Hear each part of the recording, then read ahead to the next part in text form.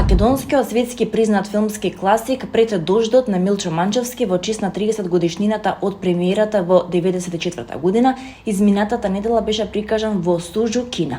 Во организација на Државниот филмски архив на Кина, режисерот Манчевски со видеообраќање го представи Пред дождот пред кинеската публика, а филмот имаше 3 проекции за 3 дена проследени со панел дискусии со реномирани кинески филмолози.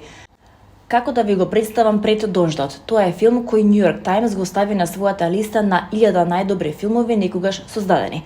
Македонската држава го прогласи за културно наследство. Тоа беше филм што се случи многу брзо. Тоа е исто така филм што речиси и немаше да се случи кога 2 недели по почетокот на продукцијата проектот беше речиси откажан.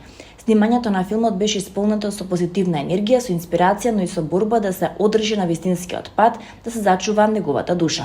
Снимавме во македонските планини кои не беа лесно достапни. Професионалци од 13 земји ги издружија силите во оваа македонско-британско-француска копродукција. Во близина во Босна безнееше војна, рече Манчевски.